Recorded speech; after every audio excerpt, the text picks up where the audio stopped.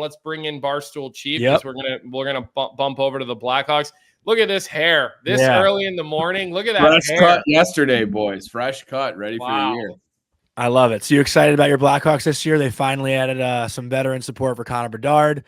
You think he can score 40 this year? That seems to be the big question. I mean, he doesn't even touch 30 last year in his rookie season, but everyone all of a sudden is saying 40 goals for Connor Bedard.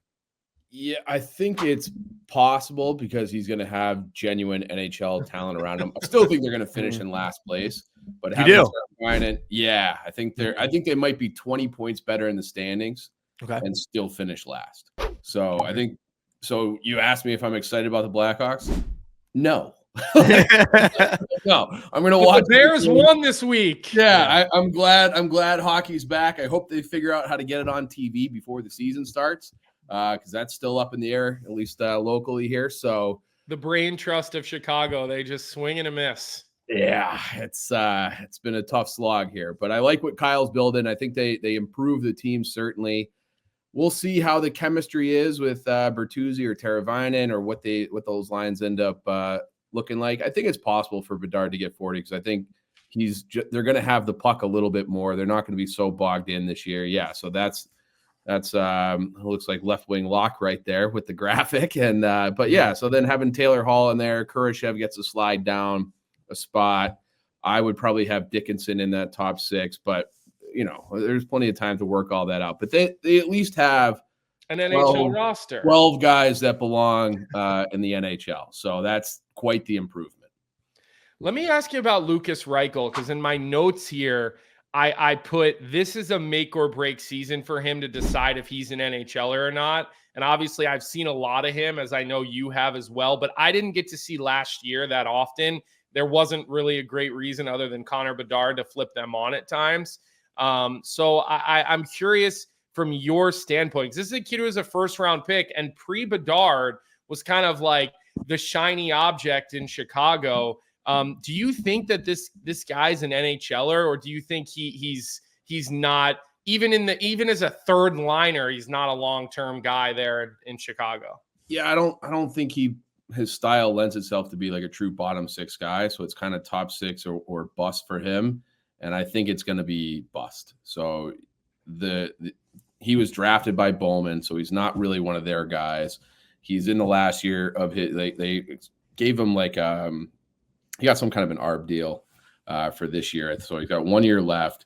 They have skill guys like Oliver Moore and Frankie Nazar kind of knocking on the door within the next 12 to 18 months, sooner than that for Nazar. So it's just like he's going to get squeezed, and I hope he has a big year, and then they can flip him for a little something. Who knows? But I don't think when the Hawks are good again, I don't think Reichel's on the team. Yeah. Well, I'm happy you mentioned Nazar and Oliver Moore. I'm a big Oliver Moore fan. Interviewed him after he was drafted a couple years ago in Nashville. He's a stud of a kid, really funny personality. Yeah. And obviously had a good year at Minnesota last year. But with those two guys, and this conversation is going to start sooner or later. And I was actually talking to a buddy of mine, Stefan Rosner, who covers the Islanders yesterday, and he was the one who brought it up. Chief, would you get rid of those two guys and maybe a draft pick to try to get Jeremy Swayman to be your goalie? Swayman's young enough where like him and Bedard can kind of come up together. I mean, listen, this is obviously a hypothetical conversation, but it could be real. It could be real based on how things are going. Who knows? I think that Chicago's a team that What's that? Chicago's a team that I would think Swayman would. Yeah, I think if they didn't even attempt to go get Askarov, they're not going to do it for Swayman. Mm-hmm. So I don't think they're thinking that way. And that price tag you laid out, which is probably fair, is probably too steep for the Hawks because outside of Bedard up front, they don't really have much else. Yeah. So they have to have Nazar and Moore hit as prospects to kind of, if you're filling out that top 9, those are for, in 2026 and 2027, those guys have to be there. And if you take them away, well, then you're just trying to backfill that with free agents who are going to be more expensive. So I like Swayman. Mm-hmm. I don't think he's a fit for the plan. He's definitely a fit for what they don't have. They don't really have a goalie of the future. Because I don't know what you guys think about Comesso, but I don't think he's really shown enough to be like, oh, he's a slam dunk guy. I mean, you're the kid, right?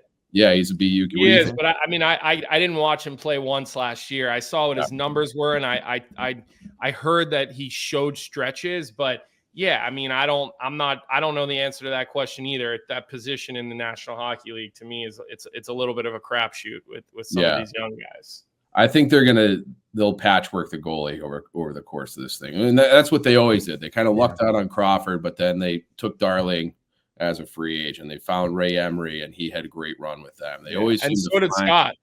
Darling had an awesome run. I mean, unlikely. What his story is incredible. And he got that money. He got that money. And I remember in that Nashville series, he came in and played some games in that Nashville series in round 1 and gets a couple of big wins.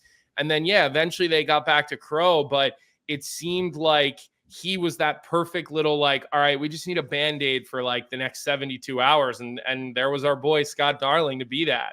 Yeah, and they don't win that cup in 15 without him. He was very pivotal for that series. So he came in relief. They were down 3-0. I think it was game Nashville, 2. Right? Yeah, game 2 in 2015, the first round, and stabilized things because Crawford, I don't know what happened to him that game. And they came back and won that game. He made that insane save on the back door against Colin Wilson. Yeah, we had on the show. Yeah. So they've always managed the previous regime always kind of managed to do that, and they did draft Crawford, but that was actually pre-Bowman. So they've really for almost 20 years now they have struck out on draft picks. So they haven't all defensemen, which I think that Vlasic, I guess, he's a stud. So that streak has ended, but they went 20 years without having a goalie or a defenseman play significant games for them in the NHL. As they're drafted and developed. So they've been a mess for longer than I think the national media market realizes. Well, because they won 3 Stanley Cups. Yeah. So. Yeah. I mean, totally. But wouldn't really call that a mess. But that wasn't the Bowman regime. Most of that was built by Talon and Smith before them. So it was tough sledding here with this group for a long time. And it was when it started to go, I think you knew it was going to get real bad real quick because there were no reinforcements coming from anywhere. I'd say the Minnesota Wild are more of a mess. Yeah, well, I mean, they also have $15 million in dead cap space, and but just for one more year, right? Yeah, just one more year, and then it drops down to, I have it written down here, 1.6 million the next 4 years. So, Here's what I want to say to you. I want to say that I don't agree with you that Chicago's going to finish last. I agree with that too. I'm looking at them on paper, and I'm looking at the fact that you've given kind of a new lease on life to a couple of these players that I wrote, whether it's Mikheyev, whether it's Craig Smith. You're giving TJ Brody an opportunity to kind of play in a less stressful situation. I think Brossoit has an opportunity to take the net, and not that Peter Mrazek hasn't done an admirable job, and a guy that I really liked in Chicago as a human. He was a great guy to be around, and I'm rooting for him.